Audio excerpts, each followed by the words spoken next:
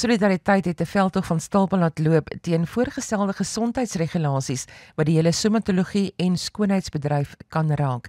Die Departement van Gesondheid wil die sektor onder die Raad vir Verwante Gesondheidsberoepe plaas wat duur lisensies, streng prosedure, beperkings en moontlike besigheidssluitings kan meebring.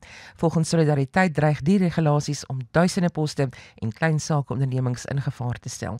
En ek gesels nou met Johan Roos, netwerkkoördineerder vir kommunikasie by Solidariteit. Johan, goeiemôre, welkom by die program. Goeiemôre Susan, dit is lekker om op die program te wees. Watter spesifieke aspekte van die voorgestelde regulasies beskou Solidariteit as die grootste direkte bedreiging vir werksgeleenthede en klein sakeondernemings? Goed, dit is die goed wat ons al klaar genoem het in ons mediaverklaring, maar daar is goed wat bykom, goed soos kommissie wat verdien mag word nie, en hoe dit gaan lyk onder Allied Health. Dat jy of jy mag saam met 'n ander persoon werk wat 'n ander beroep het in dieselfde salon. So kom ons sê byvoorbeeld saam met 'n haarkapper. Mag jy saam met die haarkapper werk? Die huidige regulasies sê nee. So daai besigheidsmodel wat nou al oor baie jare opgebou is, sal nie meer kan voortgaan soos hy voortgaan nie. Daai plaas salon-eienaars in 'n baie moeilike posisie, want stomatoloog sal nie meer vir hulle kan werk nie. En dit is hoekom dit so moeilik is hierdie situasie. So as jy nie meer so kan werk nie, as jy nie meer kan adverteer nie, as jy nie meer kommissie kan verdien nie, as jy nie meer kan adverteer nie, onder andere, dan plaas dit jy in daai posisie van hoe kan jy voortgaan met jou besigheid en hoe kan jy 'n suksesvolle besigheid verder bou, en dit maak dit baie moeilik vir die industrie en hoe dit voortgaan. Johan, het die Departement van Gesondheid enige empiriese of veiligheidsdata verskaf om die streng klassifikasie van stomatologie onder die AHPCSA te regverdig en hoe beoordeel Solidariteit die motivering? Op hierdie stadium is die antwoord nee, daar's geen empiriese data nie, daar's nie enige studies gedoen nie en daar's ook nie bepaal of daar enige impak op die industrie gaan wees nie en hoe die impak gaan lyk nie. En hoe hulle gaan geakkommodeer word as dit geïmplementeer word. So op hierdie stadium het die departement nog nie enige impakstudies gedoen nie. Allied Health is ek nie bewus van dat hulle enige studies soos dit gedoen het nie en data voorsien het nie. Oor hierdie aangeleentheid is daar nog slegs gepraat. Johan, hoeveel werkers en ondernemings staan volgens Solidariteit realisties in die slag van om hulle inkomste of bestaan te verloor indien regulasies onveranderd deurgevoer word? Wel, enige spa in Suid-Afrika, enige salon in Suid-Afrika, die impak van hierdie is baie groter as wat mense besef.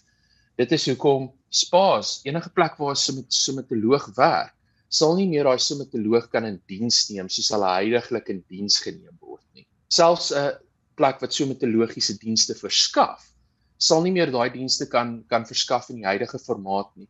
So dis hoekom ons van mening is dat werklik waar baie werk in gedrang is hieroor. Duisende werke as mens so ver kan gaan, maar elke liewe aspek van die sektor van skoonheid en welstand kan geraak word. Johan, watter alternatiewe reguleringsraamwerk sou Solidariteit voorstel wat die veiligheid en professionele standaarde kan bevorder, maar sonder om die ekonomiese verwoesting teweeg te bring wat gevrees word? So die sektor is 'n sektor wat al 40 jaar, 50 jaar aan die gang is. Wat dit so maak is dat daar al klaar liggame is wat bestaan. So selfregulerende liggame, so SARS, wat baie van hierdie goed al reeds in plek het. As daar gekyk word daarna om so 'n liggaam statutêr te maak, sal dit baie meer effektief wees om die publiek te beskerm as wat dit onder Allied Health geplaas word, wat nie soveel kennis het, of eintlik inteendeel bitter min kennis het van hoe die industrie lyk en hoe stomatologie as 'n beroep lyk. So organisasies soos daai sal 'n baie beter opsie wees om na te kyk. En om met daai organisasies te konsulteer waar Solidariteit, SARS, die minister saam sit om 'n tafel en saam met die industrie sal 'n baie beter manier wees as jy wil kyk om die publiek te beskerm en om die beroep te beskerm.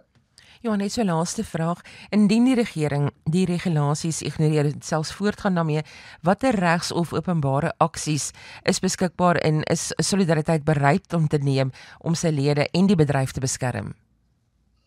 Goed Susan, kom ek sê vir jou wat ons al reeds gedoen het en wat ons beplan vir hierdie week tot en met die 22ste. So heel eerste Vrydag het ons die mediaverklaringe uitgesit. Maar terselfdertyd het ek ook 3 briewe geskryf aan die regering. Die eerste brief aan die minister van Gesondheid, die tweede brief aan die minister van Handel en Nywerheid en die derde brief aan die minister van Arbeid. So daai gebruik ons om die ministers bewus te maak van wat aangaan. Ons het ook 'n massa veldtog geloods waarin die publiek en ons lede hulle kommentaar kan lewe op 'n platform wat ons vir hulle gebou het, wat ons saam gaan stuur na die minister toe, sodat nie net ons kommentaar gehoor word nie, maar die publiek se kommentaar gehoor word. En dan beplan ons nog na die afsnydatum vir openbare kommentaar, beplan ons nog verdere aksies om openbare druk te plaas deur verskeie kanale wat tot Solidariteit se beskikking is.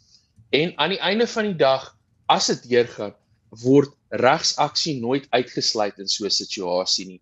So al hierdie aksies is tot ons beskikking as Solidariteit. En waar kan mense meer inligting kry of selfs deelneem aan hierdie openbare kommentaar? So dit is uitgestuur, hulle kan gaan na Solidariteit se platform om dit te sien, of sal die Solidariteit se Facebookblad waar dit ook sal opwees.